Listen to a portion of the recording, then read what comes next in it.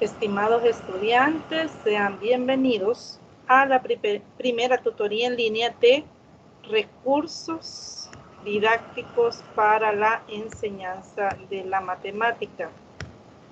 Quiero compartir la presentación y comentarles un poco acerca de recordar algunos avisos y comentarles la dinámica en la que se desarrollará la tutoría en línea 1.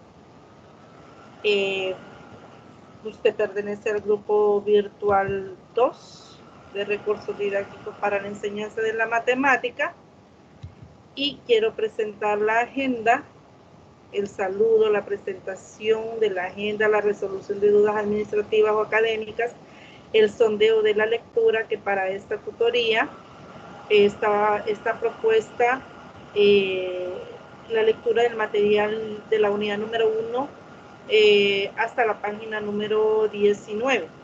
Hasta ahí vamos a discutir este día. La idea de las tutorías, como ustedes ya saben, no es desarrollar los contenidos, sino que en una dinámica de preguntas, comentarios, interacción entre el tutor y compañeros, podamos enriquecer la lectura que ya realizamos y aclarar dudas. Bueno, les comento algunos avisos que también ya los di el día de la tutoría de repaso.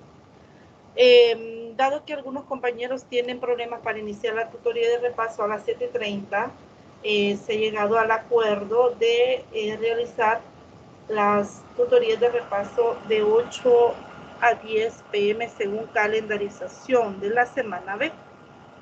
También les comentaba y que quiero recordar que el Foro Académico 1 está habilitado desde el 19 de septiembre al 23 de octubre.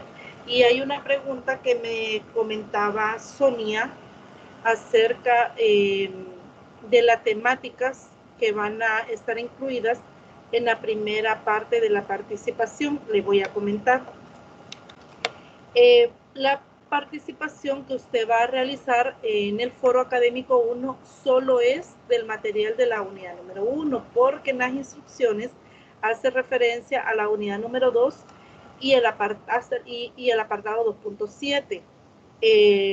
La licenciada Brenda Mendoza me comentaba que no, que la participación comprende hasta la unidad número 1 por las fechas, ¿verdad? Entonces nos vamos a limitar a la lectura de la unidad número 1 para poder participar, y los otros materiales al que hace referencia para esta primera participación. ¿Cómo es que tengo la participación? Porque la segunda ya es que usted haga comentarios acerca de la postura que toman sus compañeros y cuál es su postura ante lo que ellos comentan. Bueno, recordarles también que pueden observar la grabación de esta tutoría en la pestaña de las tutorías en la plataforma. El enlace está publicada desde el lunes, así que pueden revisar en la pestaña de tutorías. También con lo que comentaba y enfatizaba en la tutoría de repaso 1, es necesario que realice la lectura de las instrucciones de las actividades propuestas y la respectiva rúbrica de evaluación para garantizar una muy buena nota en la entrega de sus actividades. También recordarles o hacerles saber que deben de descargar Adobe Flash para la utilización de algunos recursos digitales. Específicamente para el taller 1 tenemos las regletas de Cuisinart y se necesita que usted tenga descargado Adobe Flash para que pueda utilizar este recurso digital. Bueno, estar pendiente de la pestaña de avisos y de las fechas de entrega de actividades y tutorías virtuales para que, bueno, en la realización de las tutorías virtuales también esté pendiente, revise el cronograma por favor, porque es necesario que usted asista a las tutorías virtuales y de repaso, justificar a la brevedad posible en el caso que usted no pueda estar en la tutoría en línea o de repaso, por favor. Lo que comentaba también es que realizamos informes y ahí informamos cuántos estudiantes no asistieron, cuántos asistieron, cuántos no asistieron y no justificaron también. Por favor, háganlo, justifiquen. También comentarles que la fecha de las entregas de las actividades y no dejar, ¿verdad?, muy cerca de la hora límite de la entrega de la actividad, la entrega de las mismas, para que no se vea en la dificultad de no haber entregado las tareas, ya que no hay prórroga. Entonces, comentarles también y también recordarles que en las tutorías de repaso vamos a estar revisando los recursos digitales que vamos a utilizar. En esta tutoría de repaso 2 vamos a revisar el recurso didáctico, las regletas de Cuisinart y el bloque de base 10 para la realización del taller número 1, del cual recuerdo también es obligatoria la asistencia a esos talleres, aunque serán virtuales, ¿verdad? Pero es necesario. Comentarles también que voy a estar tomando asistencia de los que participan en las tutorías. Bueno, así también quiero comentarles lo siguiente. Durante el desarrollo de la tutoría se planteará 3 preguntas en relación a la temática desarrollada, que entregarán posteriormente en plataforma, en el espacio que se habilitará con las instrucciones pertinentes. Así que estar pendiente, porque en el desarrollo de la tutoría voy a plantear estas 3 preguntas. ¿Hay alguna consulta o dudas hasta el momento, jóvenes estudiantes?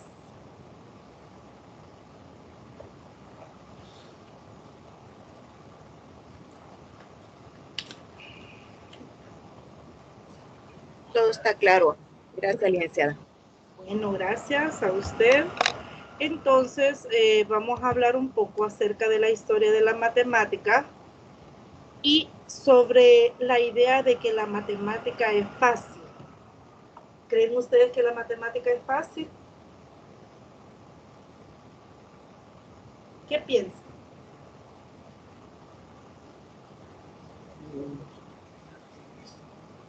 Fíjense que para mí es fácil. Lo que sucede a veces es que hay procedimientos. Los procedimientos son los que a veces uno se confunde fácilmente. Sí. Y si es un ejercicio largo, a veces vemos los ejercicios bien largos y a veces son los más fáciles de resolver, y los más pequeños son los que se vuelven complicados. Entonces, pero sobre todo es por la cantidad de procedimientos que se deben de utilizar, los tipos de fórmulas que se deben de utilizar para el desarrollo, pero media vez uno realmente los entienda, es fácil, pero también es bien fácil equivocarse por un signo, por un punto, por una coma. O sea, entonces eso hace que uno se frustre y uno dice, es que está difícil y está complicado, y a mí me cuesta y yo no lo entiendo. Pero es más frustración que realmente la matemática sea complicada o difícil, desde mi punto de vista. Muchas gracias. ¿Quién participa? Desde mi punto de vista. Sí. Según lo que se ha leído, si se lleva una secuencia matemática desde los primeros años, la matemática es fácil. Pero si en los primeros años no se da la base, lo que se debe de saber, el alumno cuando llega a media es bastante difícil. Entonces, los que nos resulta fácil son aquellos que tuvimos desde nuestro hogar, se nos desarrolló las competencias matemáticas, de una o de otra manera. Y al que es difícil es porque a lo mejor él no tiene sus competencias matemáticas y por ende tiene que estudiarla, como dicen, por la necesidad de cubrir con el programa. Y es ahí donde para algunos es fácil y para algunos es difícil. Muy bien. Y bueno, ¿quién participó? Gracias, Rosa, si no me equivoco. Sí. Bueno, sí, ¿quién participó anteriormente? Patricia, si no me equivoco. Buenos días, licenciada. Buenos días. ¿Su nombre, Sí, por favor? fui yo, Patricia. Bueno, gracias. ¿Su nombre? Manuel. Vaya, lo escuchamos. Yo siento que la matemática, para los que en realidad nos gusta, incluso para los que nos gusta la matemática, a veces, como dijo la compañera, se siente difícil, ¿verdad? Porque a veces los procesos son largos y, como dijo ella, ¿verdad? Por un signo que uno no ponga o lo escriba mal, aunque todo el desarrollo esté bueno, ya el ejercicio quedó malo por ese simple hecho de ese signo, ¿verdad? Entonces, no todos traemos para que nos guste la matemática, porque hay bastantes jóvenes que en realidad pues no les gusta la matemática, uno por la forma en que se les enseñó desde pequeño, ¿verdad? Pero sí existen métodos para hacerla que se vea difícil, que se vea fácil y que le tomen interés los alumnos. Y como dijo ahí la compañera, es de desarrollarlo desde que están pequeñitos e incentivarlos a que la matemática no es difícil. Gracias. Gracias, Manuel. Aquí viene una pregunta. Dos les voy a plantear. ¿Por qué entonces se hace difícil la matemática? Desde el punto de vista dentro del contexto educativo. Puede ser que a veces ponen a dar matemática a profesores que no son de la especialidad y eso tiene mucho que ver. Muy bien. Muy bien. ¿Alguien más? ¿Comentario? Yo considero de que es hasta cierto punto porque no fomentamos el hábito de llevar la base teórica con la base práctica al mismo tiempo. Eso es lo que principalmente vuelve las matemáticas difíciles, ya que podemos sabernos una fórmula de memoria, pero si no sabemos cómo interpretar o dónde aplicar esa fórmula, prácticamente a la hora de una resolución de un ejercicio no vamos a hallar cómo. Muchas gracias. ¿Quiénes participaron? Me dicen su nombre porque no puedo verlo porque estoy proyectando pantalla. Yo, Marlene, Elsie Marlene. Y Ajá. Ángel Rodríguez. Muy bien. Fíjese qué interesante la postura de los dos. Menciona Elsie que hay docentes que dan la asignatura y no son de la especialidad. Eso ha pasado hoy en estos 3 años, 4, que tenemos de estar trabajando con el programa SMATE y los libros. Muchos docentes se han sentido frustrados porque se encuentran con la dificultad que no entienden ni ellos los ejercicios que vienen propuestos.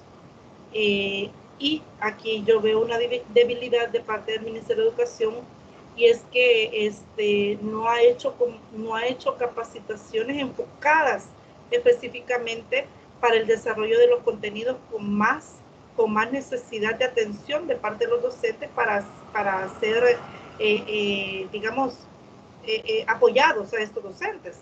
Entonces se ha dado esa dificultad, y esa es digamos, la historia de lo que ocurre en las aulas desde hace mucho tiempo, y creo yo que esa es la debilidad, aunque se hacen muchos esfuerzos por capacitar, pero la realidad es que ante la necesidad de cubrir, digamos, la necesidad dentro de un centro escolar, y no me dejarán mentir que a veces al que esté disponible, ¿verdad? No el que tenga las habilidades y las competencias, sino el que tenga la disponibilidad a ese, posiblemente le asignan esa responsabilidad de dar matemática. Hay docentes, no todos, que se toman bien en serio esa responsabilidad, y ellos por iniciativa propia aprenden, asisten a capacitaciones, buscan el apoyo. También ellos primero aprenden antes de ir a enseñar, y muy bueno por parte de ellos.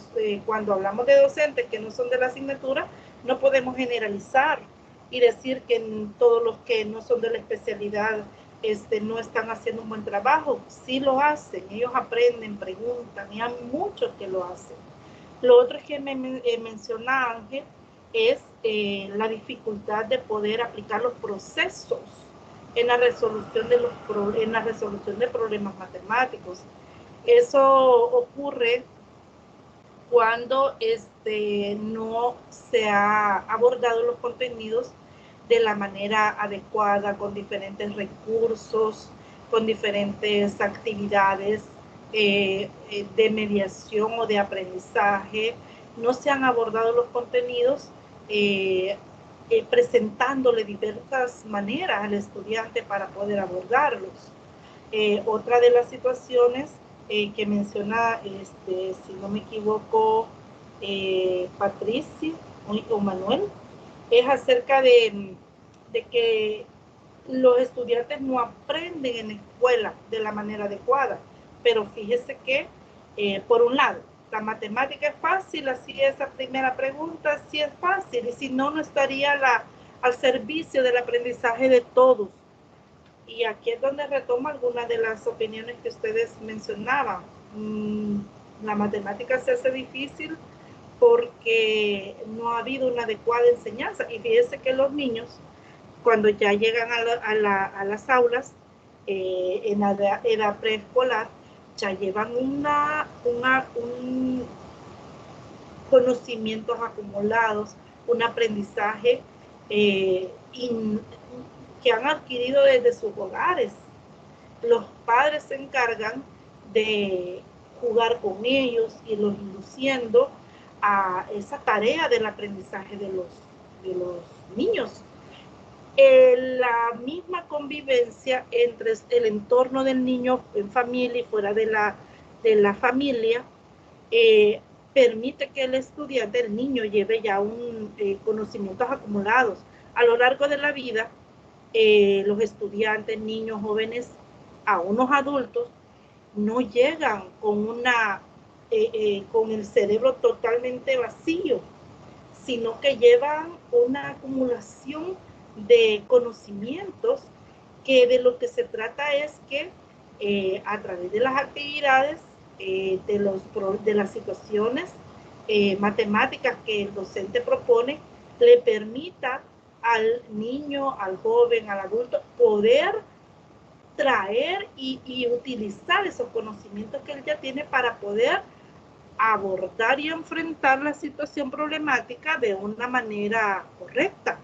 Y si no lo es, el docente es el que se encarga de ir orientando esos procesos para que el estudiante pueda resolverlo de la mejor manera.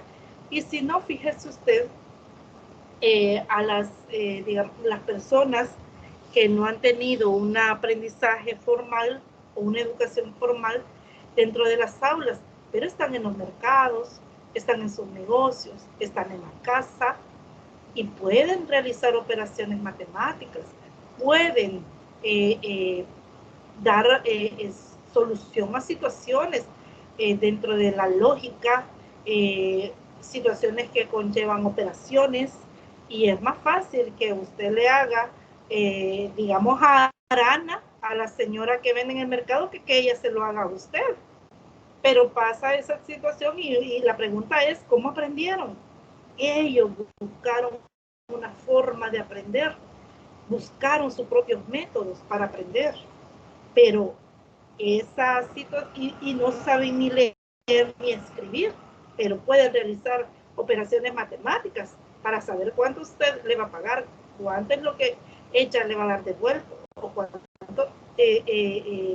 va a pagar por cierta mercadería. Por ejemplo, ¿cómo aprendió? A través de la necesidad surgida de poder manejar un negocio, de poder llevar la administración de una casa, con los gastos, etcétera. Entonces, lo mismo pasa con la evolución de la matemática. la matemática surge de la necesidad del hombre primitivo de poder tener control sobre los bienes que él estaba poseyendo, y estos se hacían cada vez más y más. ¿Y cómo tener control de lo que tenía? ¿Cómo saber poder hacer negocios cuando la adquisición del ganado, de los cultivos, de sus posesiones eran bastantes, y para poder sobrevivir y poder adquirir los bienes, los alimentos que él no poseía, se realizaba esas transacciones o los trueques. Entonces, ¿cómo saber hacer un buen negocio de tal manera que los dos que intercambiaban salieran ganando? Y de ahí es que surge la necesidad de poder tener el control de todo lo que se poseía y de poder hacer esos negocios. Entonces, la matemática fue inventada y se ha venido desarrollando conforme a las necesidades que el hombre ha manifestado, esas necesidades sociales. Y fíjese que la matemática ha venido evolucionando en las diferentes fases, en el paleolítico inferior, en el paleolítico superior, en el neolítico que duró 6.000 años, el paleolítico inferior que duró 3 millones de años, y salto nuevamente a la contribución egipcia, y quiero preguntar, ¿cuáles son los logros en evolución de la matemática en estas etapas? ¿Alguien me quiere comentar? Tenemos la lectura también propuesta.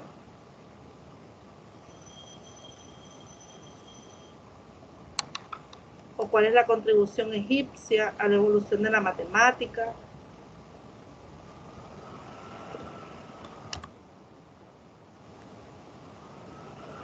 Por lo menos en los egipcios, lo curioso fue los números fraccionarios. Sí. Me dio mucha curiosidad realmente cuando lo leí, que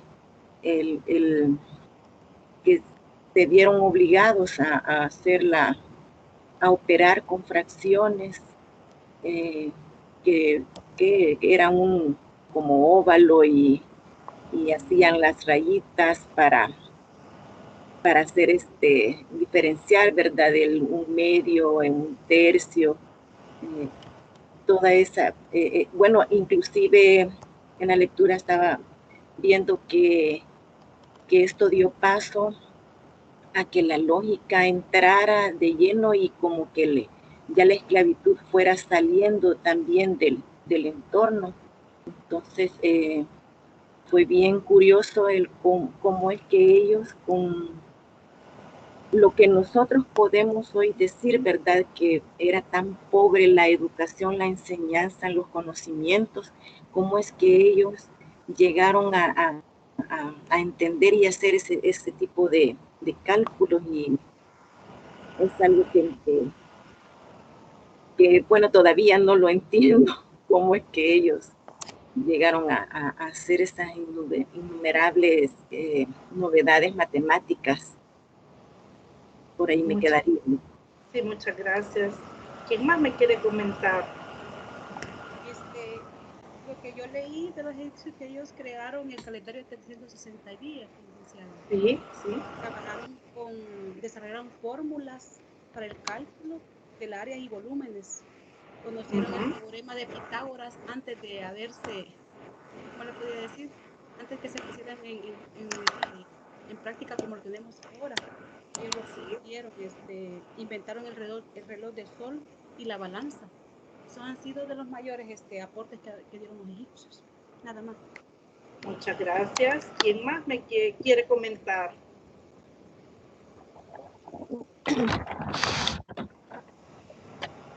Buenos días, licenciada. Habla Alma. Sí, Alma. Bien. Bueno, sí, lo que yo he logrado comprender es que las matemáticas han surgido debido a la necesidad que ha tenido el hombre de poder desarrollarse, porque ellos necesitaban ver cuántos animales tenían, conocer sus instrumentos y hacer cálculos para poder desarrollarse en el diario vivir. Muchas gracias. Bien. Fíjese que Una, si usted diga, ¿quién quiere una, comentar? sí, Daniel, soy. Una de Daniel. las primeras nociones que se dio en la matemática fue la de la nada. Ahí va implícito lo que es el cero. ¿Va? La Ujú. nada representa, por ejemplo, tengo esto o no lo tengo. Tengo tantos animales o no los tengo, ¿verdad? Ahí surgió esa noción matemática. Muy bien, gracias. Fíjese que en la medida que la matemática fue evolucionando también, la calidad de vida de estos hombres fue mejorando. Sus casas, la posesión de sus bienes, también dio lugar a las creaciones artísticas de diferentes instrumentos, en diferentes materiales.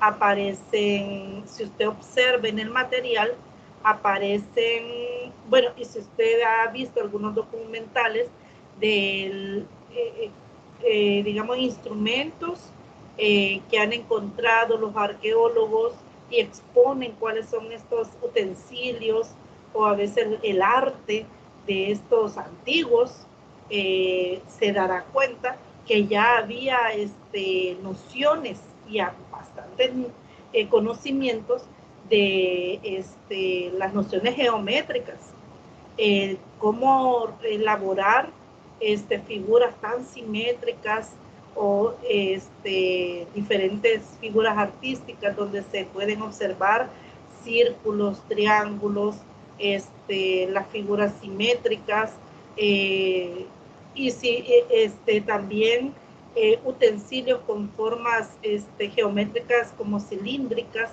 esféricas. Entonces esto no es prácticamente nuevo, sino que ellos, en la medida que fue evolucionando la matemática en función de sus necesidades sociales, la calidad de vida de ellos mejoró, la adquisición, como decía, de posesiones, artículos, y una mejor vida para ellos.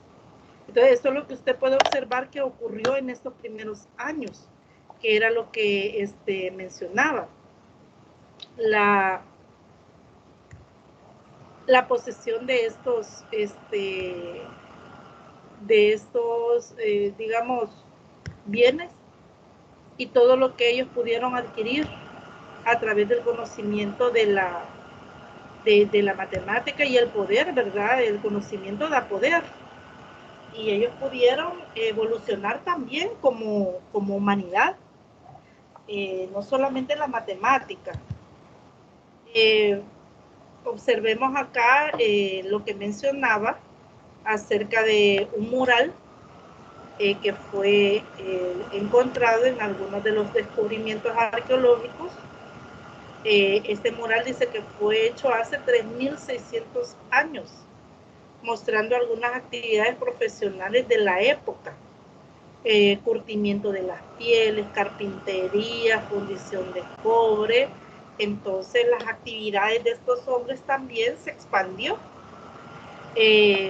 Como decía, mejoró la calidad de vida, generó fuentes de ingreso, ¿verdad? Una vida más, digamos, más, digamos, fácil, lo que ha venido a ser para nosotros las tecnologías, ¿verdad? Y el descubrimiento de diferentes áreas como la salud, y otras áreas, que ha venido a facilitar la vida que nosotros hoy tenemos. Aunque si hablamos de ventaja y desventaja, hay mucho de qué hablar también. Observé que este mural tiene bueno, lo hicieron 1600 antes de que Cristo viniera a la tierra. Y observe usted que hay diversas actividades, hay una vida muy activa de parte de estos hombres. Veamos ahora la actividad entre los griegos y los romanos. En esta etapa apareció el alfabeto que democratizó la cultura. La gran cantidad de conocimientos de Grecia provocó un cambio cualitativo de la clasificación y el ordenamiento. Y fíjese que la clasificación y el ordenamiento son de los primeros procesos mentales en matemática. Como los pensadores griegos despreciaban el trabajo manual, y fíjese que a diferencia de los egipcios, observe usted el mural. Ese mural muestra diversas actividades. El egipcio era un hombre muy activo, productivo, pero los griegos, bueno, a diferencia de los egipcios eran más dados a las tareas manuales, pero los griegos no. Los griegos eran considerados más pensadores, más analíticos y despreciaban el trabajo manual. Ellos, los griegos, continuaron el camino de las abstracciones, o sea, más a lo analítico, más a lo lógico, a diferencia de los egipcios, profundizando en la matemática, la ciencia que más avanzó, dando mayor énfasis a la calidad que a la cantidad, más a la geometría que a la aritmética, que es en donde profundizaron los egipcios, en la aritmética. Por eso la geometría fue la primera en recibir un tratamiento metodológico, culminando con la admirable síntesis de Euclides. Si bien es cierto, los egipcios, por sus trabajos, sus murales, por todo lo que ellos elaboraban, los productos, de hecho había manifestaciones de figuras geométricas, pero era manual, no se había profundizado en sus propiedades, en sus características, pero los griegos vienen a darle un tratamiento a la geometría en este sentido. De ahí que ellos, los griegos, son los que dan lugar a los teoremas y al tratamiento, ¿verdad? A las demostraciones y al tratamiento analítico de la geometría. Los elementos, la primera obra lógica, es la revolucionaria creación de argumentar, demostrar, y es la capacidad de concluir a partir de estas premisas. Posteriormente, Aristóteles sintetizó la lógica como transposición, en otras palabras, el método de demostración geométrico que se iniciara con los presocráticos tales Pitágoras, Anaxágoras, etc. Después de la geometría y la lógica, la tercera sistematización ocurrió con la mecánica, gracias a Arquímedes. Diofanto, que formuló las ecuaciones diofánticas, significando con ello un entorno a la aritmética.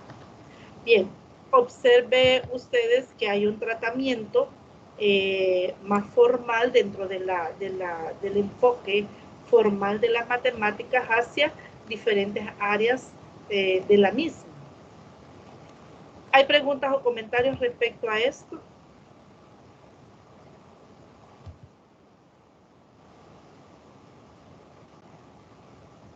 ¿O puedo continuar?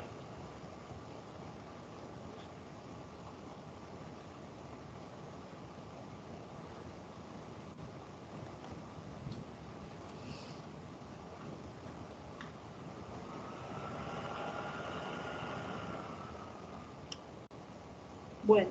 No hay comentarios, Liz. Podemos continuar. Bueno, muchas gracias.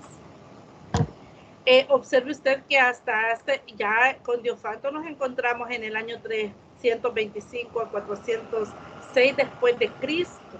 O sea que ya para esta etapa de la historia y evolución de la matemática ya han pasado miles de años, muchos años. Bueno, veamos los árabes y el álgebra. ¿Cuál es la relación entre estos dos? En el inicio de la Edad Media, avanzamos mucho más, el siglo V y VI, durante el periodo de mayor expansión árabe, algunos matemáticos como Avicena, entre otros, desarrollaron el sistema de numeración arábigo y el álgebra. Ese sistema arábigo es el que nosotros conocemos y que hasta el día de hoy. Los árabes desarrollaron métodos que hicieron más fácil la resolución de ecuaciones. El trabajo con ecuaciones comenzó a adquirir un automatismo parecido al del ábaco. Por eso, el álgebra significó una gran revolución matemática.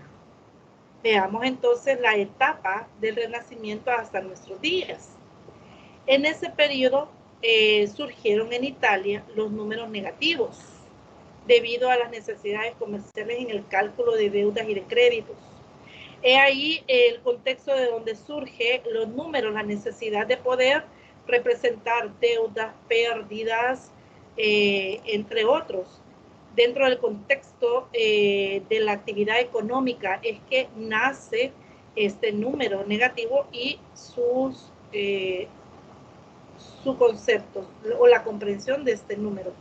La resolución de la raíz cuadrada de los números negativos llevó al aparecimiento de los números complejos.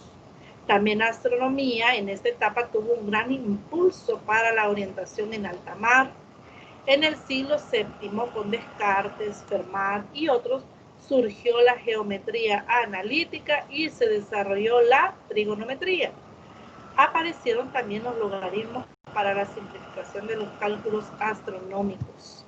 También Francois Vieta pasó a usar símbolos para cualquier demostración, usando letras, tanto para cantidades conocidas como para las desconocidas. Ahí vea usted de dónde surge el uso de las letras en álgebra. También la rapidez del cálculo aumentó y el sistema de representación convencional se formalizó, quedando una matemática más rigurosa, con símbolos, sin connotaciones, pero operables a través de reglas. Con Leibniz y Newton se completa la gran síntesis del cálculo integral y diferencial. Finalmente, a finales del siglo XIX se dio la reordenación lógica de la matemática con Cantor, Frege, Russell y otros, dándole el acabado que hoy conocemos. Observe usted cómo es que la matemática avanzó en la humanidad desde lo más simple, desde las tareas simples o sencillas que implicaba el trabajo desde los primeros hombres o el hombre primitivo hasta estos hombres que vienen a aportar en las diferentes áreas de la matemática y vienen a establecer lo que hoy nosotros conocemos en cuanto a matemática, el uso, la forma o el tratamiento que se le da a estos conceptos en matemática y en las diferentes áreas, porque usted observará que en astronomía, en la física y en otras áreas de la física, la matemática es dentro de las disciplinas rigurosas que permiten el estudio de estas disciplinas. Bien, veamos acerca de lo que la matemática es fácil. La matemática es la más antigua de las ciencias y llegó tan lejos justamente porque es fácil. He ahí la respuesta y más que todo un argumento válido para poder decir que la matemática es fácil. Si ha avanzado y sigue avanzando y sigue evolucionando, es porque es fácil. Cada periodo tiene sus características, su grado de abstracción, de elaboración de acabado y consecuentemente su didáctica, es decir, la disciplina que nos permite conocer cómo abordar la matemática. Bien, ¿hay preguntas hasta acá, jóvenes? Porque esa es la primera parte de los temas propuestos en el material para esta tutoría. ¿Algún comentario o pregunta?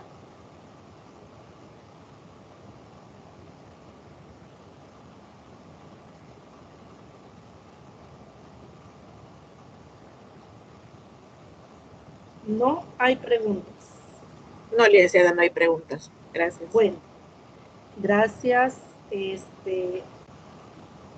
Espero que hayan leído el material y si no, pues la realizan. Este material está muy bonito en cuanto a la historia de la matemática, solamente que aquí está muy resumida por cuestión de tiempo.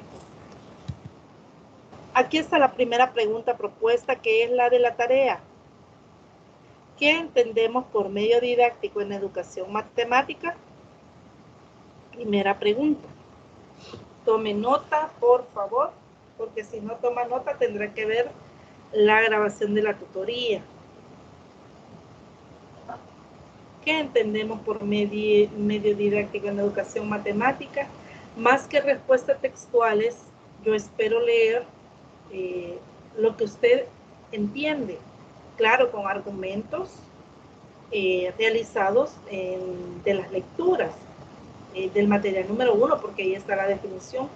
Pero más que una respuesta textual, espero leer lo que desde su percepción usted entiende por medio didáctico. ¿Puedo avanzar?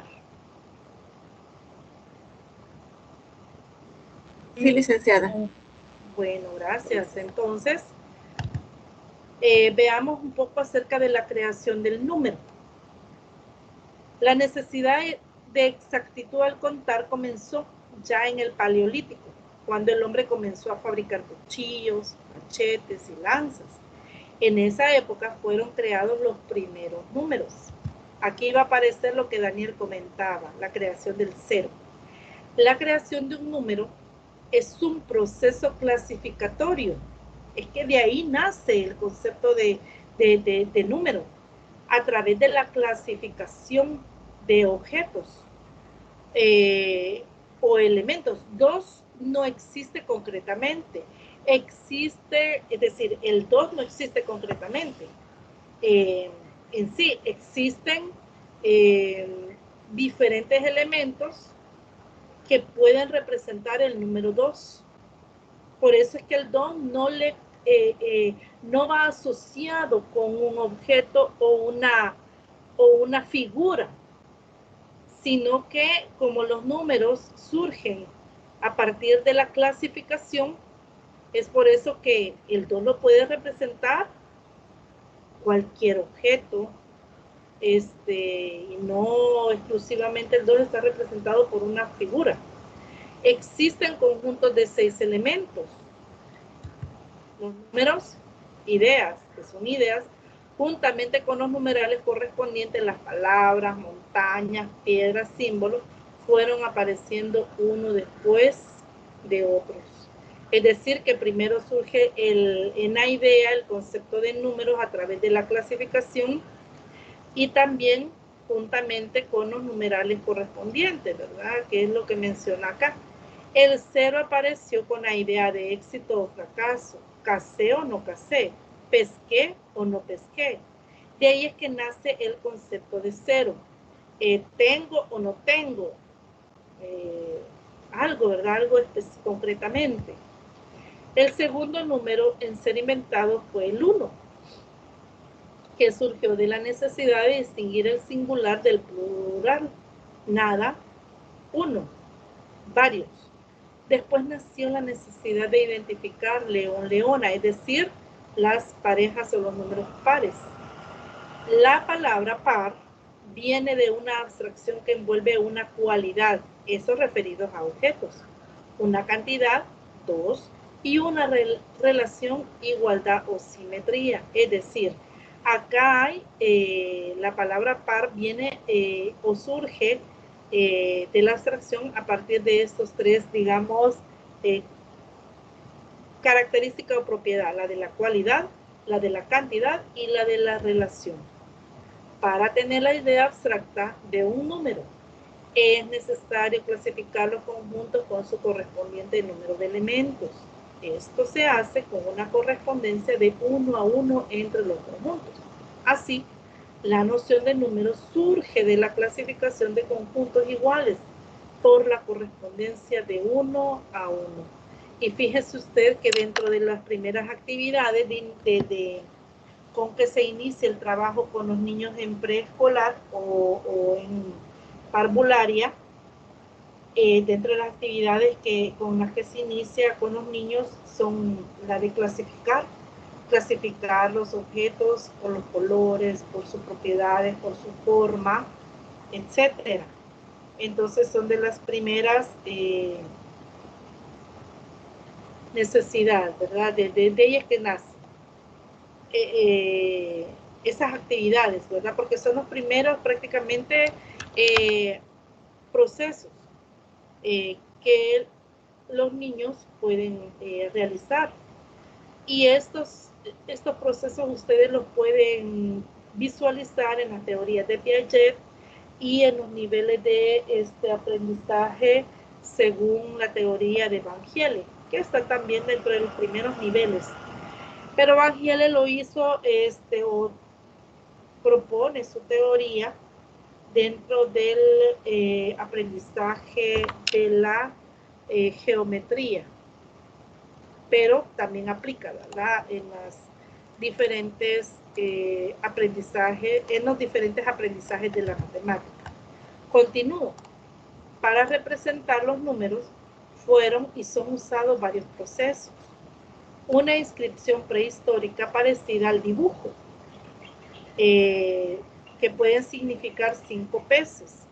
Es decir, para poder representar los números se usaron diferentes procesos y una de ellas es la representación gráfica a través de dibujos. Si usted observa también de los primeros acercamientos de los niños hacia la representación de los dibujos son, por ejemplo, representar diferentes figuras con el símbolo. Es decir, como lo representaba en la diapositiva anterior, 6 manzanas, como esta se representa con el símbolo, y así sucesivamente. Y si no, pues hay diferentes actividades, y estos procesos de la identificación de los números con los objetos se hacen en esos niveles, ¿verdad? Preescolar. El conjunto de los números reales fue construido gradualmente. Primero surgieron los números naturales, conocidos con otra notación desde la prehistoria. Pregunto, después del conjunto de los números naturales, que fue el primer conjunto que surge, ¿cuál es el que aparece después de este conjunto?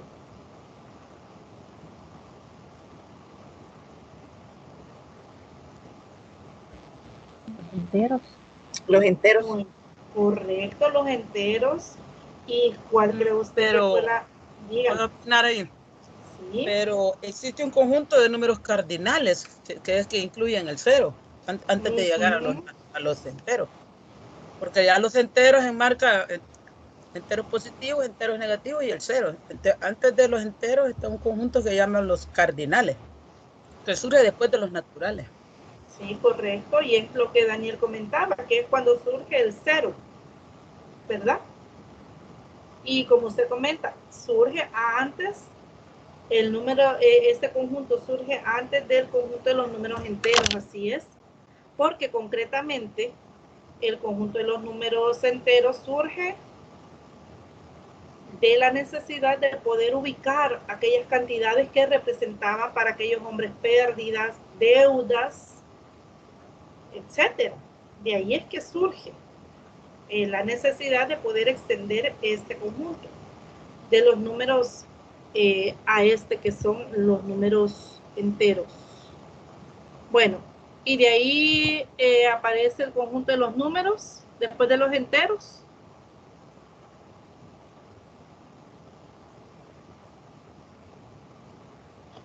Los racionales. Los racionales, muy bien. Surge ese conjunto y luego, de forma excluyente a ese conjunto, nace el conjunto Irracionales. De los irracionales, muy bien. Y de ahí que la unión de estos conjuntos racionales e irracionales conforman el real. Correcto, el extenso conjunto de los números reales. Reales. Muy bien. Veamos ahora la utilización de los medios didácticos, saliéndonos un poco saliéndonos de la historia de la evolución de la matemática, la creación del número, la la representación simbólica del número, veamos ahora acerca de los medios didácticos. Solo comentarles para finalizar esta parte. Fíjese que yo comentaba hace un momento acerca de la habilidad matemática que tienen algunas personas para poder realizar mentalmente operaciones, aun cuando no hayan tenido una educación formal dentro de un centro educativo, pero buscar una manera de poder realizar operaciones. Pero fíjese usted lo curioso de esta situación. Si no aprendieron a escribir, no aprendieron a leer, no hay una identificación. Estas personas que son muy hábiles para realizar operaciones matemáticas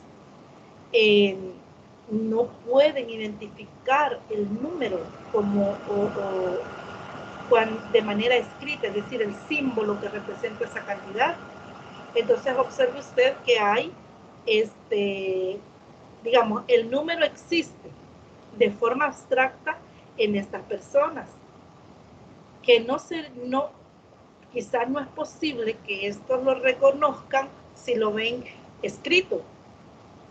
No podrían reconocer que ese símbolo representa una cantidad que para ellos en su mente eso es, pero de forma simbólica no lo pueden representar. Y fíjense que dentro de las dificultades del aprendizaje de la matemática en los niños se da esa situación.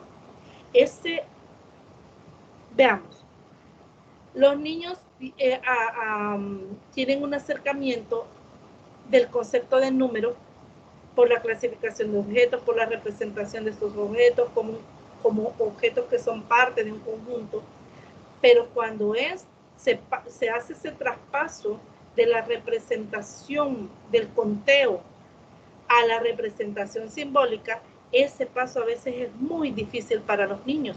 Pueden contar, a través de la clasificación pueden determinar y pueden expresar verbalmente cuántos elementos hay dentro de un conjunto, pero ese paso que hay de la identificación y la expresión verbal del número a su representación simbólica, ese paso a veces es muy difícil, esa transición a veces se hace difícil para algunos niños.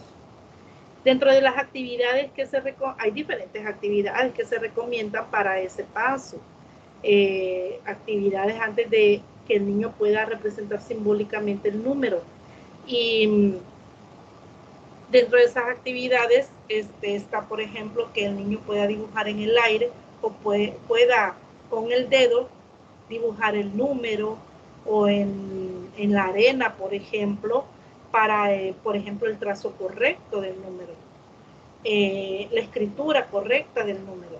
Pero para poder llegar a representar o identificar de forma simbólica el número y su correspondiente elementos que hay dentro de un conjunto, hay un trabajo que se debe de realizar cuidadosamente para ayudarle a los niños. Bueno, veamos ahora la utilización de los medios didácticos en enseñanza de los conceptos matemáticos. Veamos el concepto de medio. ¿Qué es un medio? Dentro del contexto no educativo y de forma general, es cualquier dispositivo y equipo que se utiliza formalmente para transmitir información entre las personas.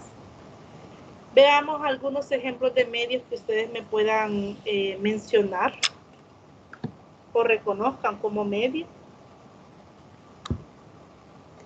de acuerdo al concepto que estamos discutiendo. Una pizarra. Sí. La televisión. La televisión, ¿qué más? Una pizarra. Un proyector. Una pizarra, proyector, computadora, me escribe Ángel. Bueno, hay diferentes celulares, muy bien. Fíjese que hay diferentes medios que pueden permitir la comunicación entre diversas personas y transmitir un mensaje. Avancemos un poco entonces.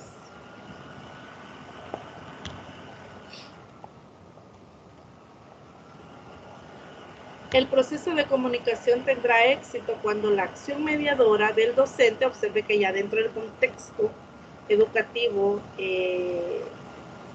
entendemos lo que es medio, cuando la acción mediadora del docente logre un efecto positivo, permitiendo que el uso del instrumento sea el adecuado para el campo educativo. En este caso, se transforma en un medio didáctico. En otras palabras, lo que ustedes mencionaron dentro de los medios que nos permiten la comunicación entre personas y la transmisión de información entre personas, se convierte en un medio didáctico cuando el docente, dentro de su proceso de enseñanza, utiliza este medio.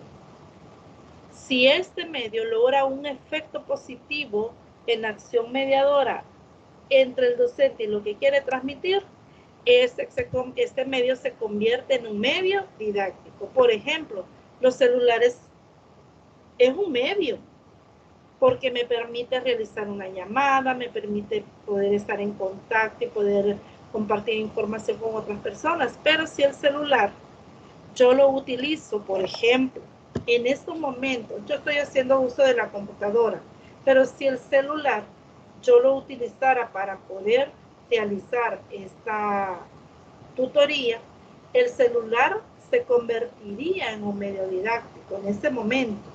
Ahora, la computadora para mí es un medio didáctico.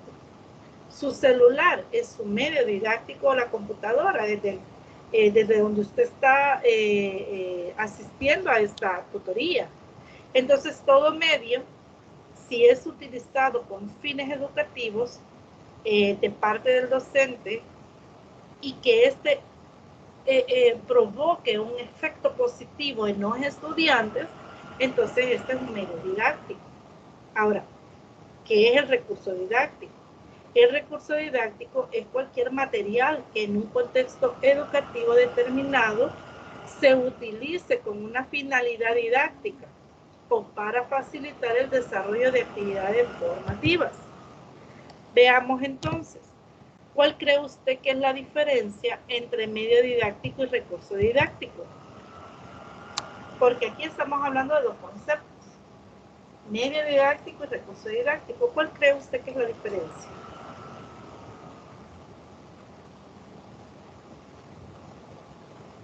No sé si estoy mal, Lick, pero creo que medio didáctico es el medio por el cual nos estamos comunicando. Y recurso didáctico sería lo que nosotros estamos proyectando. Por ejemplo, que un cartel, como decía el compañero, la pizarra, lo que escribimos en la pizarra. Uh-huh. ¿Quién? ¿Otra opinión? Veamos. ¿Otra participación?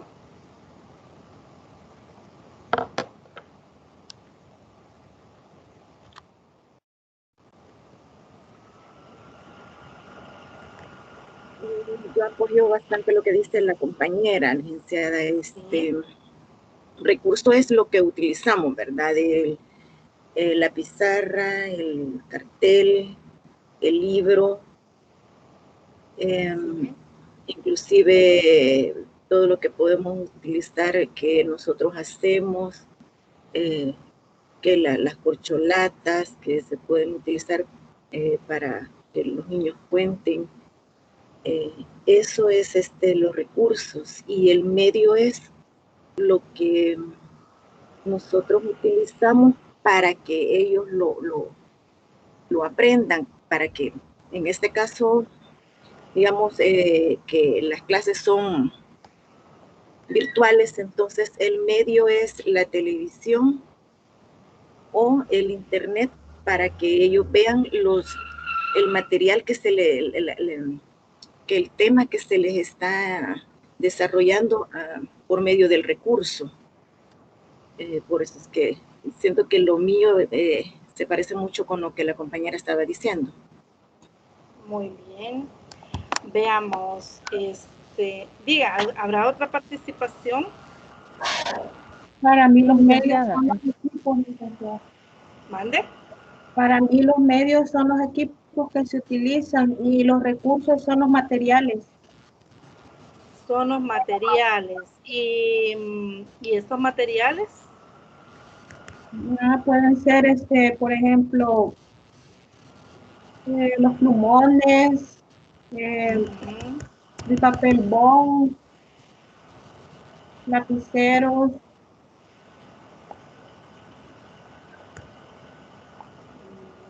Bueno, bien, gracias. Fíjese que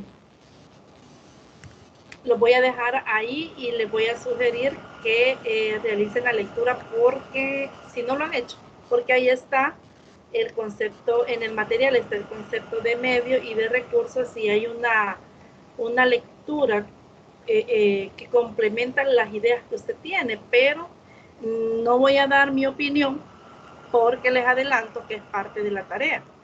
Entonces, le voy a sugerir que lean.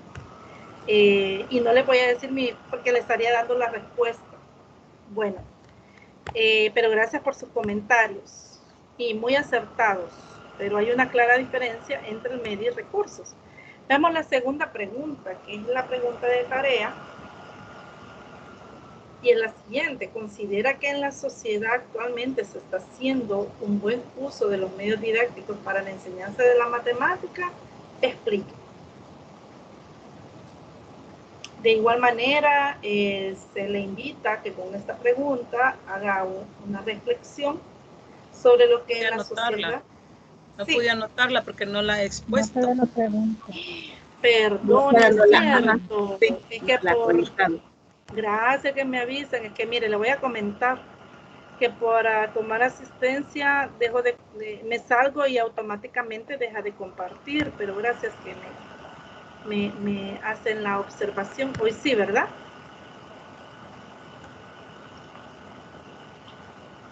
Sí, hoy sí, licenciada, gracias. A ustedes que me avisan, porque a veces a uno se percata. Yo aún no la veo la pregunta. No la miro. No me aparece la pregunta. A los demás, ¿qué dicen?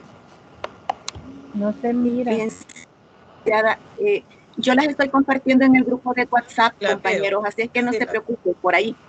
Así es que tranquilos, si no la Gracias. pueden ver o copiar, pues yo las estoy compartiendo ahí, así es que tranquilitos. Sí, quizás es el problema, ¿verdad? Porque si unos lo pueden ver y otros no. Pero sí, a mí me parece que estoy compartiendo.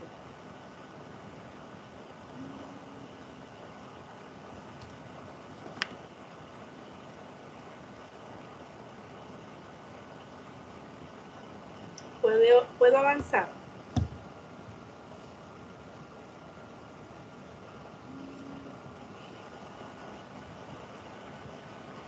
Bueno, quizás desde el celular, ¿verdad? Llevo despacio, todavía no le termina de copiar. Ah, bueno.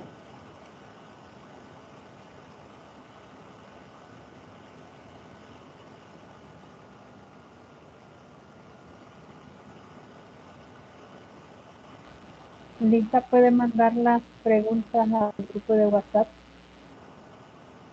Creo que alguien nos está compartiendo, Ya. Patricia. Está No, compartiendo. Sí, ya sale. está. Ya En está, el grupo. ya la subí. Sí, Ahí pueden verla, compañeros. Es Ya que sí, apareció. yo creo que hay problemas en algunos dispositivos para poder ver la presentación. Pero ya Patricia está compartiendo para los que tienen dificultad. Y le agradecemos. Es que ya anteriormente yo ya este era mi cuarto ciclo, entonces uno va aprendiendo poco a poco Ay, sí. que así nos toca, así es que por eso es que sabía que tenía que compartirlas, así es que compañeros y compañeras no se preocupen que ahí está. Y si no, pues solo me avisan que yo las tengo en Word, si no se las mando al correo también. Bueno, muchas gracias, Patricia, por el apoyo. Bueno, creo que voy a avanzar. hablemos acerca de algunos medios didácticos, ya que entendemos o hemos comprendido que son los medios didácticos. Estos se dividen en 4 grupos: auditivos, visuales, audiovisuales y multimedia. Los medios auditivos, dentro de ellos existen medios que le caracterizan fundamentalmente porque hacen uso del sonido como su modalidad de codificación. La evolución de este tipo de medios, desde la aparición de las primeras radios a un dispositivo muy pequeño llamado reproductor de archivos de audio. Hoy se ha fijado usted que con la tecnología tienen una gran capacidad de reproducción de audios y los aparatos son muy pequeños, lo que antes no sucedía, ¿verdad? Grandes equipos de sonido, grandes aparatos. Pero ahora no, con la tecnología tenemos esta ventaja y podemos de una manera bien práctica andarlo, ¿verdad? Hasta en nuestro bolsillo, esos aparatos. Entonces, existen esos medios que son capaces de poder reproducir audios. Por ejemplo, dentro del uso del audio se encuentra la utilización de la radio en enseñanza de las matemáticas y otras áreas. Fíjese que hoy la radio se va a poner otra vez en apogeo o como medio útil para la enseñanza de las matemáticas. Y fíjese que con esto que ha pasado en la actualidad en nuestro país con esta situación de salud, pues se ha visto la necesidad de volver a retomar la televisión y la radio como medios de información masiva y muy útil para aquellos donde no se cuenta con un buen celular o los recursos económicos para poder estar recargando y poder estar observando en línea las clases. Y entonces se tiene este recurso para llegar a aquellos lugares remotos y más pobres, y la radio es uno de los medios. Ahora, como decía, hoy se ha puesto, se va a poner en apogeo otra vez la radio como medio de difusión para la educación. Bueno, y tenemos dentro de otros medios también de la enseñanza, la pizarra, el franelógrafo y el periódico mural. Estos no son medios auditivos. Estos son dentro de los medios didácticos. Tenemos la pizarra, la estructuración y el orden de estos dentro de la pizarra. Por lo general se recomienda que la pizarra sea organizada en 2 o 3 columnas, de tal manera que cada una de las columnas tenga su función dentro del uso de la pizarra. En una primera columna se pueden compartir como aquellas actividades de iniciación o como los conocimientos que necesitamos tener claros para poder abordar el siguiente tema. En la segunda columna se pueden compartir los conceptos, características, fórmulas, todo lo que vamos a necesitar para poder desarrollar los ejemplos, que en una tercera columna la podemos hacer. Entonces la pizarra se pueden organizar de esa manera. Algunos ocupan 2 columnas, otras 3. Y si usted observa en el programa Mate, ahora se hace uso del recurso de la pizarra como un medio didáctico, pero organizado de otra manera. ¿Quién me quiere compartir ahora cómo está organizado la pizarra de acuerdo al programa Mate?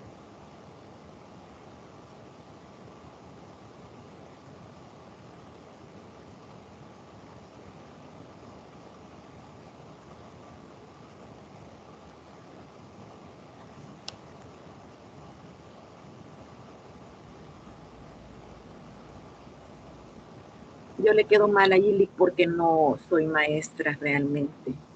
Okay. Estoy ahí. No, yo área administrativa, así es que le dejo eso a los maestros. Ahí sí voy a perder yo mi participación. Bueno, gracias, gracias. ¿Quiénes han tenido la oportunidad de poder acercarse un poco a la lectura, si es que no lo han aplicado, del plan Pizarra?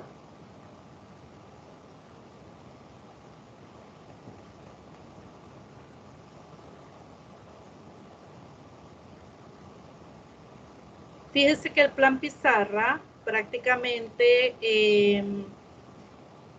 nos permite estructurar el trabajo en clase con el uso de la pizarra, organizándolas en diferentes secciones. Iniciamos, bueno, cada página del libro, texto, es una clase organizada para ser desarrollada en 45 minutos. Ahora con esto del plan Pizarra, la organización de la pizarra exclusivamente para esa asignatura se hace en varias secciones, iniciando con el problema, que es una sección dentro de la pizarra, un espacio dedicado para la propuesta de ese problema, dándoles un tiempo de solución, un tiempo de 5 minutos a los estudiantes para que ellos expongan cómo abordar ese problema. Está el otro también espacio, que es el de la solución para el problema. Ese es otro espacio que se asigna dentro del espacio físico de la pizarra. Está también el de la conclusión, después de haber los estudiantes propuesto las formas de solución del problema propuesto. Se valga la redundancia, ellos proponen cómo resolverlo. El docente orienta y se llega a la resolución correcta del problema. Está también el otro espacio, que es el de la conclusión. Es ahí donde en esta parte se abordan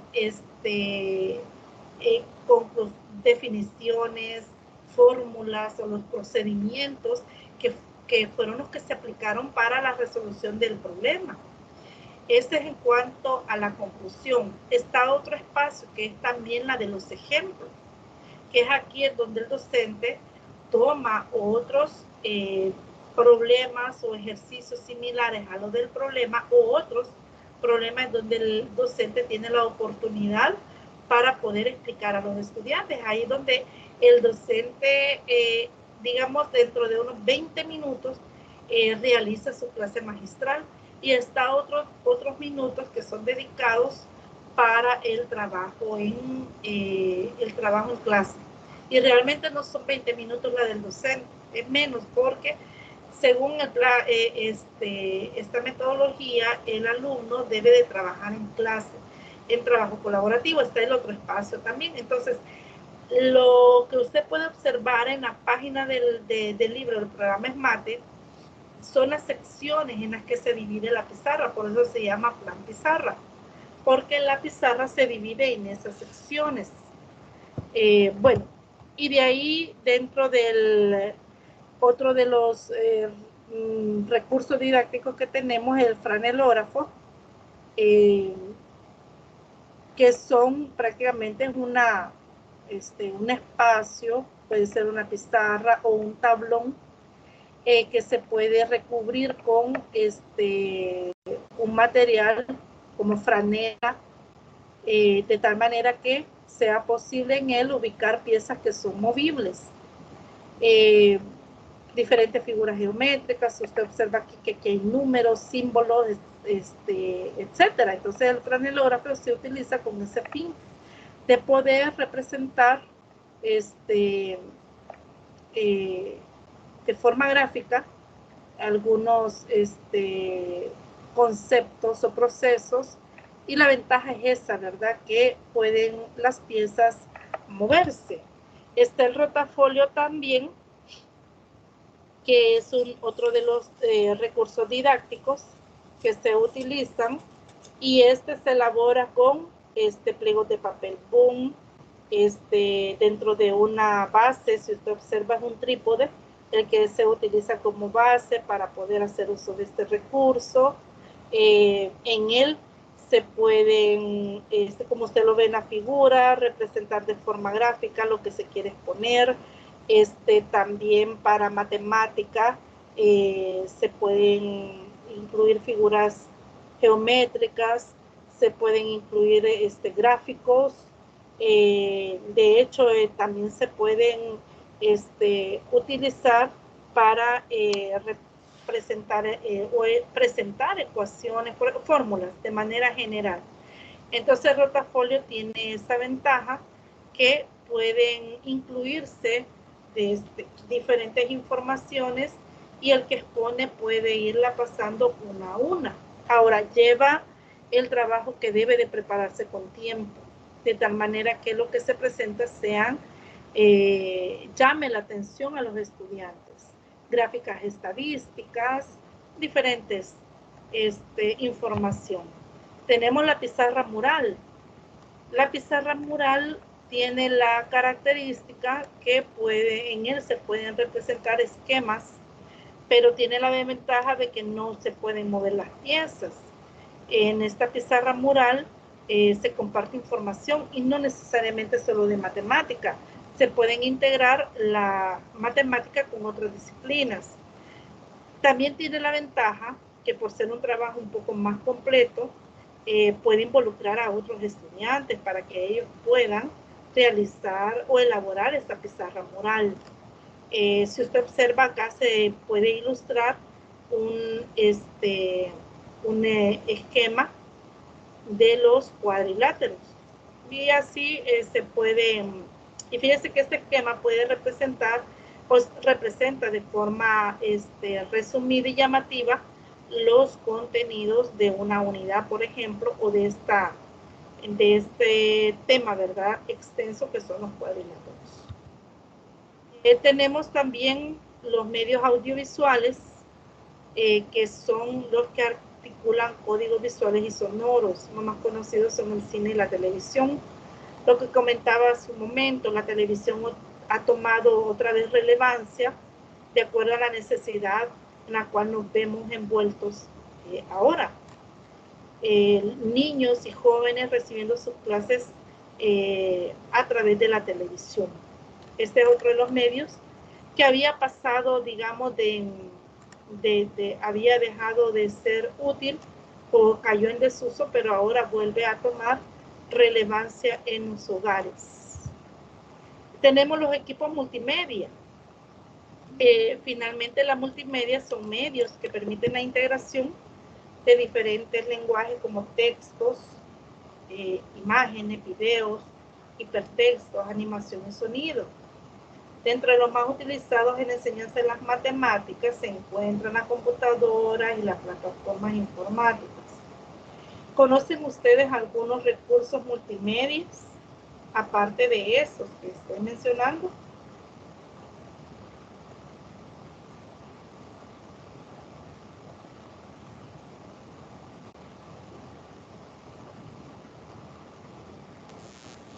Sí, licenciada, el proyector. Ajá, muy bien. El proyector. La impresora también. La impresora. Medios multimedia. ¿Manda? La voz y el sonido también que tiene la computadora. Muy bien. El teléfono será un medio multimedia, medio didáctico dentro de los multimedia. Sí, Lili, puede ser. Correcto. Y la tablet también, ¿verdad? Bien. Eso iba yo. Caño. A decirle la tableta. Muy bien, muchas gracias. Fíjese que hoy con el avance de la tecnología contamos con diferentes recursos multimedia que nos facilita el trabajo. ¿Cuáles? Bueno, dentro de los recursos multimedia, ¿cuál es la ventaja que tiene el uso de estos recursos en nuestro trabajo con los estudiantes? Que por medio de él se puede estar en contacto. comunicación con sus estudiantes, Ujú. pendiente de lo que ellos están Del ritmo. haciendo y de las dudas que ellos tienen. Muy bien. ¿Qué otra ventaja ustedes identifican en el uso de estos recursos o medios multimedia? Es más rápida la comunicación y la comprensión del tema que se está desarrollando. Muy bien. Y en matemática, ¿cómo estos medios didácticos facilitan el aprendizaje de los estudiantes?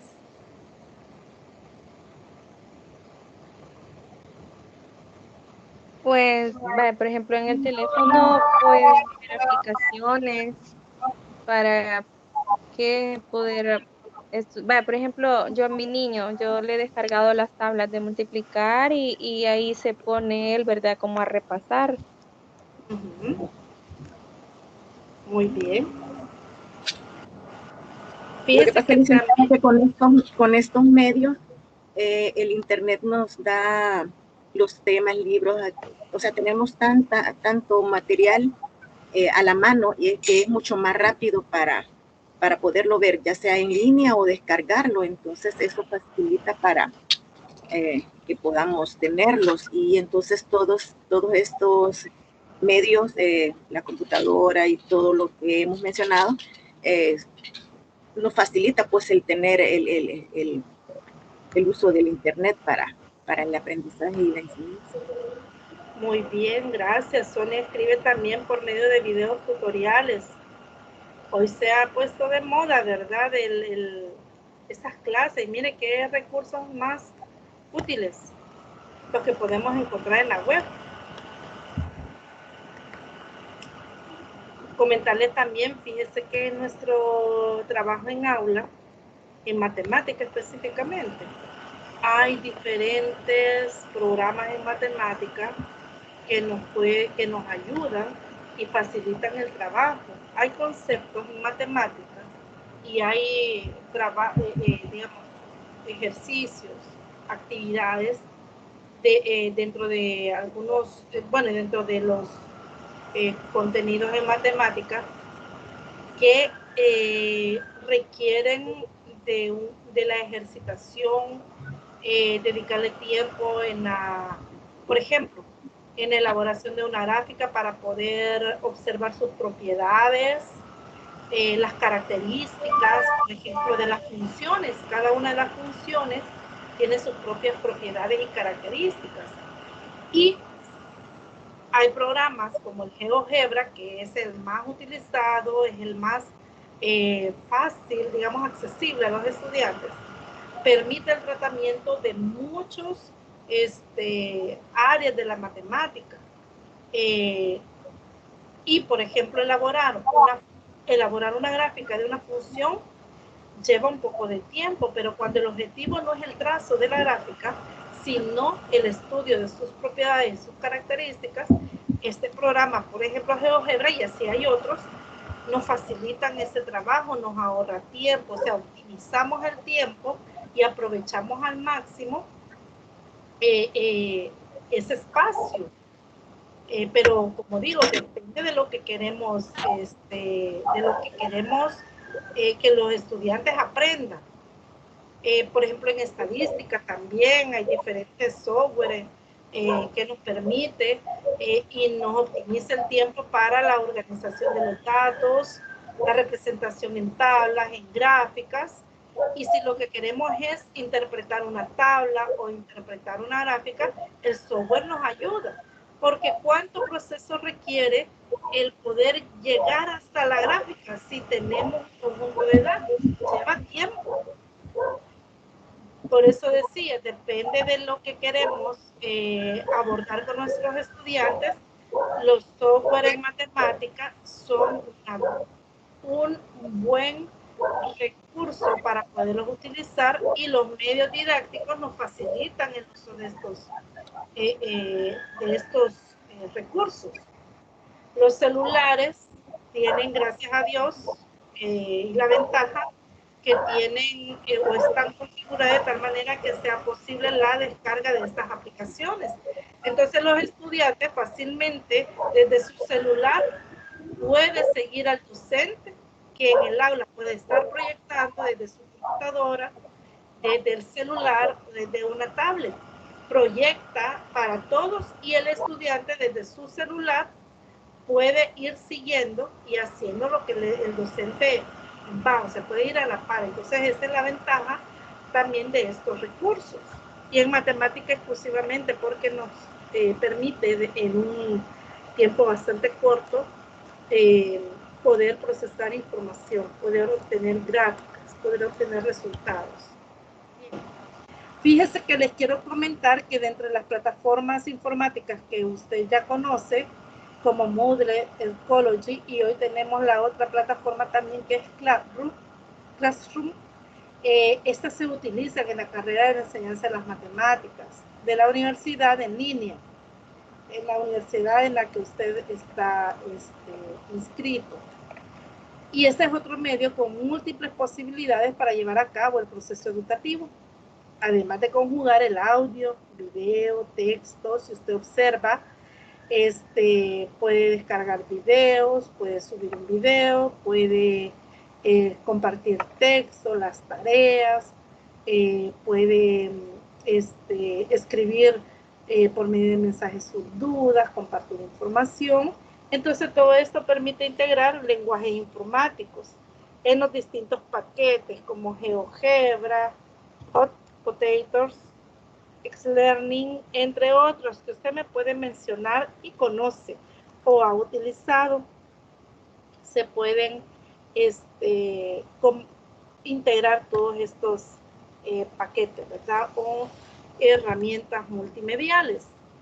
Las herramientas foros presentes en las plataformas es muy valiosa porque permite realizar distintos tipos de actividades. Por ejemplo, se pueden citar las respuestas a consultas y compartir conocimientos con todos los usuarios. En otras palabras, los foros son espacios que se abren para poder compartir información y para poder, poder exponer diferentes posturas o comentarios que usted quiera hacer y de esa manera poder conocerle a través de esta plataforma y poder compartir. Esos espacios de los foros, fíjese que tiene dentro de sus bondades, es que nos permiten enriquecer el conocimiento. Lo que a veces nosotros comprendemos dentro de los límites de lo que hemos comprendido, leer lo que otros compañeros aportan, nos enriquece lo que nosotros ya hemos podido comprender. Ese es dentro de la ventaja, ¿verdad? La interacción. No nos conocemos personalmente, pero sí tenemos la ventaja de compartir. Bueno, hablemos un poco acerca de las ventajas y desventajas de los medios citados. Los que ya citamos, los visuales, los analógicos, que son los que presentaba, como la pizarra, el franelógrafo, la pizarra morada, el rotafolio, son medios didácticos analógicos. Veamos entonces las ventajas y desventajas de los medios. Las ventajas de la utilización de los medios didácticos es que promueven el aprendizaje activo, por lo que hacen el acto educativo más dinámico. Observe usted a los que han tenido la oportunidad de poder trabajar en aula o usted situado como estudiante. Cuando se le presenta un medio didáctico que le permite observar, oír, manipular, el proceso de aprendizaje se vuelve más dinámico y activa al estudiante, genera el interés en ello por querer aprender. Incentivan el aprendizaje, ya que acercan al estudiante a la realidad.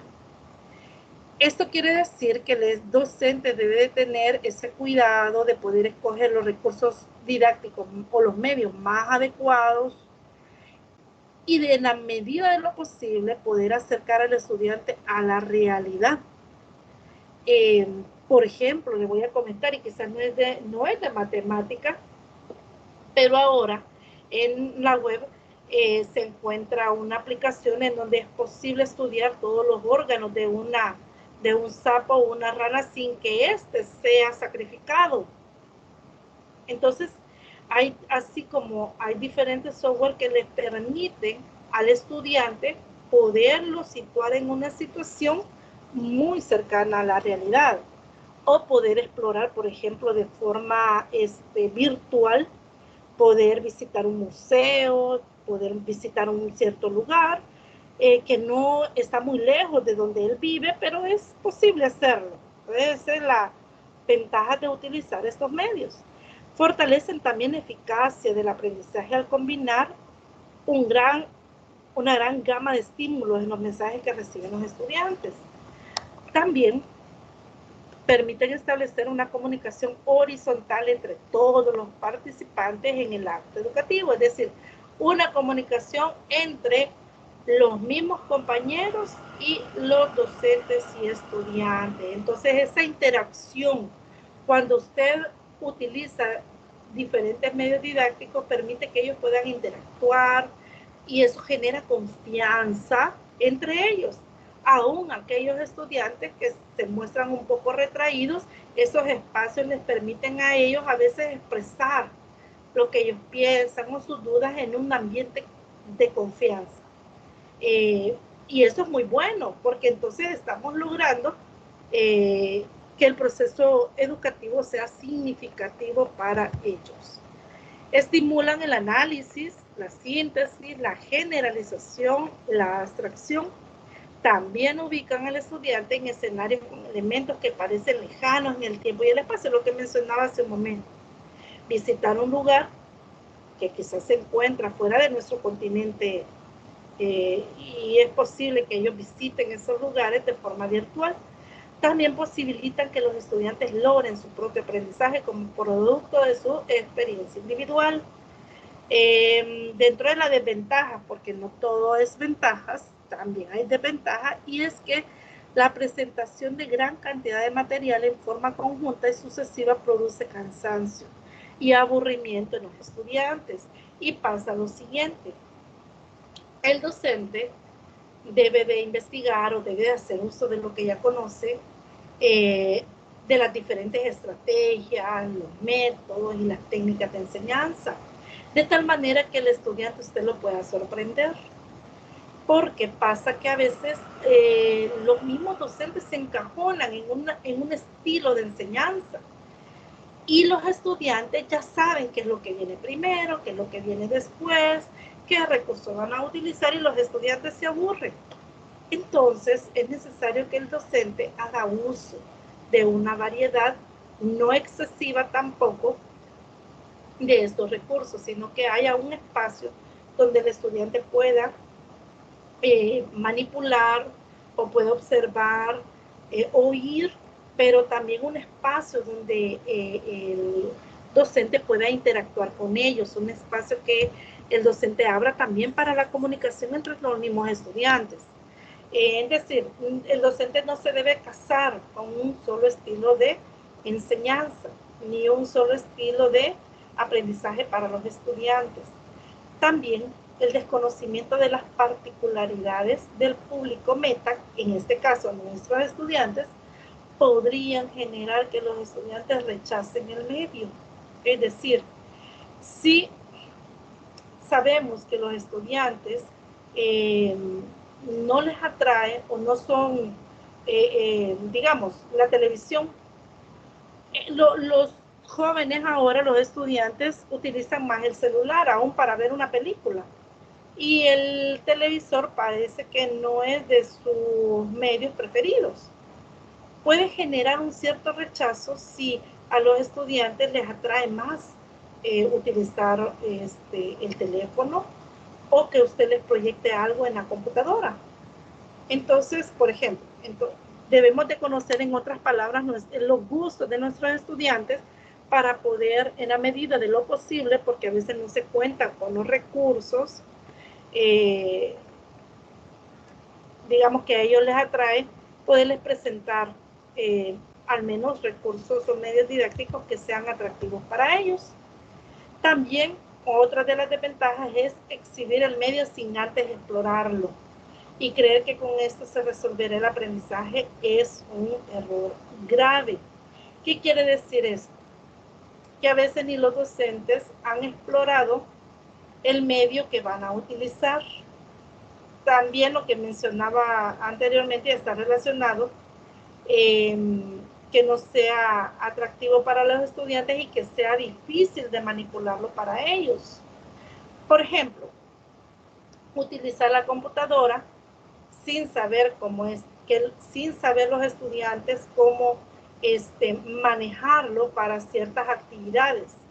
Eso va a crear rechazo, desinterés, y prácticamente estaríamos utilizando ese tiempo y no obtendríamos los resultados esperados. Entonces, es necesario que el docente explore el medio que va a utilizar y acercar al estudiante, si es posible, que se familiarice con el medio y el programa, si es una computadora, antes de poder llevar a cabo la actividad que nosotros queremos realizar. Y aquí es donde por ejemplo, casa perfectamente con lo que voy a decir. Antes de realizar el taller que tenemos programado en octubre, el 11 de octubre, necesitamos familiarizarnos con los recursos que vamos a utilizar. Así que antes de realizar el taller es necesario explorar estos recursos. En el material que está como en el archivo guía del taller 1, ahí están descritos los recursos didácticos que vamos a utilizar, pero también están los enlaces para que usted pueda ingresar a estos sitios y poder explorar este recurso. El taller de repaso 2 va a estar enfocado para que nosotros nos familiaricemos con este recurso y hagamos algunos ensayos. Entonces, si no lo hacemos, podemos tener dificultades en el momento de realizar el taller. Recordar también que hay que descargar Adobe Flash para poder utilizar el recurso didáctico virtual, las regletas de cuestionario. Y finalmente, otra de las desventajas es la carencia de criterios selectivos y críticos. En un medio puede llevar al estudiante a la pasividad o a una falsa actividad. ¿Qué quiere decir? Estos criterios el docente los debe de tener presente y aplicarlos para la selección de este medio. Que un medio que guste a los estudiantes, además de que guste, que sea fácil de manipularlos para los estudiantes y que sean el medio adecuado conforme a los objetivos de aprendizaje y a las actividades que han sido propuestas. Porque si estos no se seleccionan de esta manera, con criterios selectivos y críticos, va a llegar a que los estudiantes no participen y sean unos pocos y no todos. Entonces los medios didácticos deben de ser seleccionados de tal manera que todos los estudiantes puedan participar de ellos, ¿verdad? Con el uso de estos medios.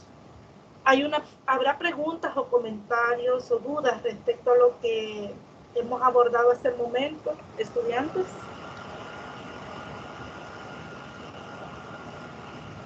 No, licenciada. Para mí todo ha quedado bastante claro. Bastante claro, gracias. ¿Alguien más? Licenciada, y estos recursos didácticos solo son para los maestros, ¿verdad? Para los alumnos. Fíjese que son los medios. Que los medios didácticos, estos son medios, lo que hemos estado discutiendo. Los recursos didácticos queda para la siguiente tutoría, porque ya, sí, muy bien. Entonces, es correcto lo que usted me dice, es cierto, los medios didácticos son los medios que del cual el docente hace uso y adapta para fines educativos.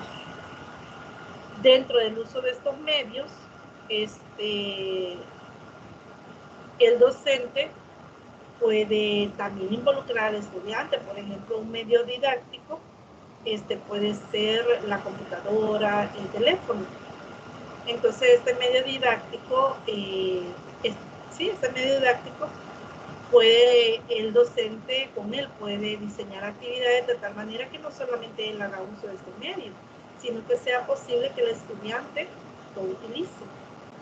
El televisor no, ¿verdad? El televisor es un medio que el docente hace uso para poder compartir información hacia sus estudiantes. La computadora también, si es un video que va a compartir, por ejemplo, o unas presentaciones en PowerPoint, se vuelve un medio. Pero si el docente en matemáticas utiliza un programa y con él quiere enseñarles a los estudiantes poder realizar una gráfica o poder construir un gráfico estadístico o poder simular situaciones para poder determinar la probabilidad o poder estudiar las propiedades de una figura geométrica.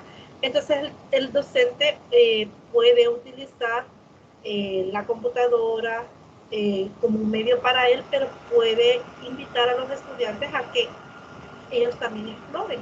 Entonces se convierte en un recurso didáctico también. ¿Otra pregunta o comentario?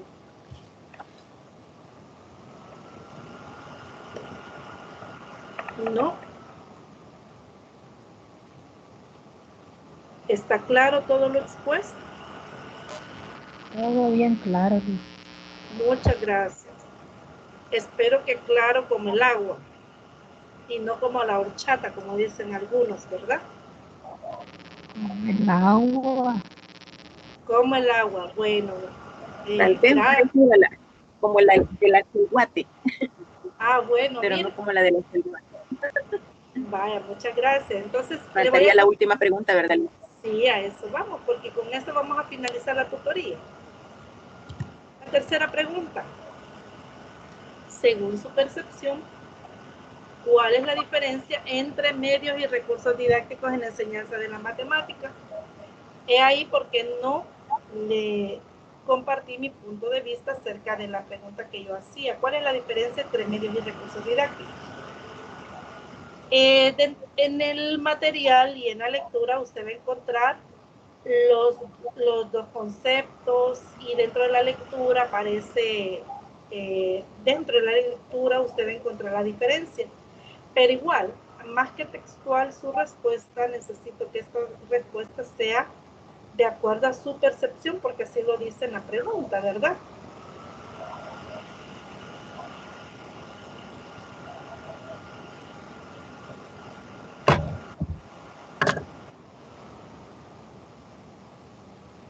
Les recuerdo que la tutoría de repaso 2, si no me equivoco, es el 7 de octubre. De 8 a 10 de la noche. Sí, diga. Lick, disculpe, ¿para cuándo es la entrega de estas 3 preguntas?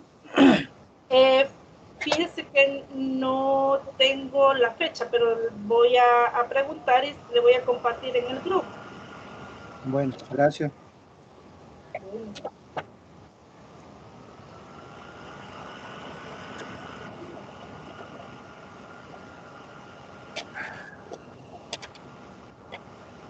¿Habrán otras preguntas, jóvenes? Licenciada, ya son las preguntas del foro, ¿verdad?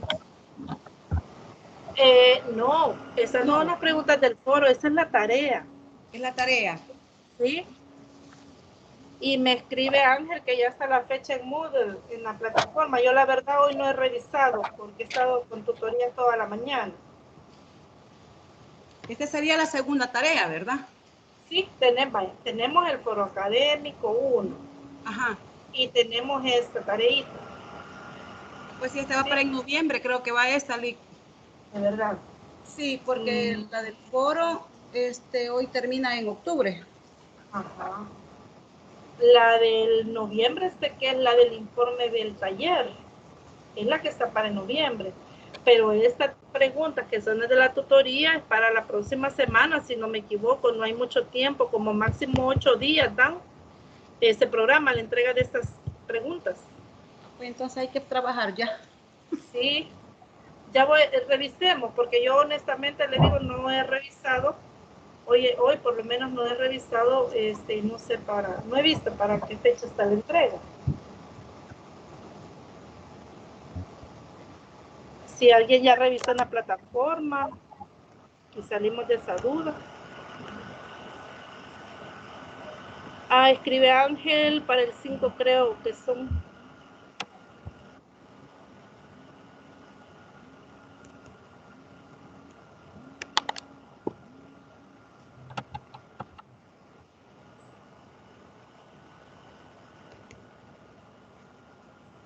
Bueno. ¿Hay preguntas, jóvenes? No, ninguna, Lick. Vamos a revisar plataforma bien para no equivocarnos. Está bien. Entonces, entregar tareas. Sí. Todo bien, nosotros. Gracias. Bueno, gracias. Entonces, estar pendiente de revisar la plataforma, la tutoría de repaso 2 es el 7 de octubre, si no me equivoco. Sí, 7 de octubre de 8 a 10. Bueno, si no hay comentarios, preguntas, finalizamos la tutoría en línea 1. Cualquier pregunta o comentario por los diferentes canales de comunicación, correo, plataforma o grupo de WhatsApp. Está bien, licenciada, gracias.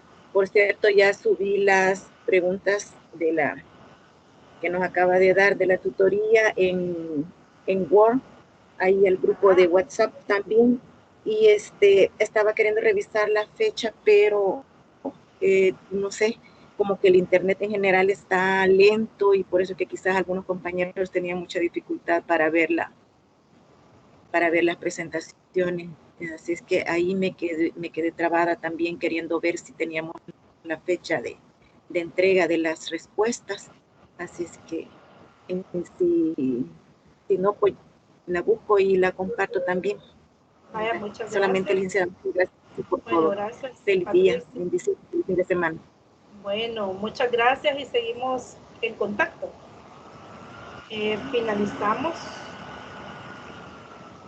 Finalizamos la tutoría en línea 1, deseándoles un feliz fin de semana y bendiciones. Gracias, Lick. Bendiciones para usted también. Feliz tarde para todos. Bien. Feliz tarde. Gracias, licenciada, igualmente.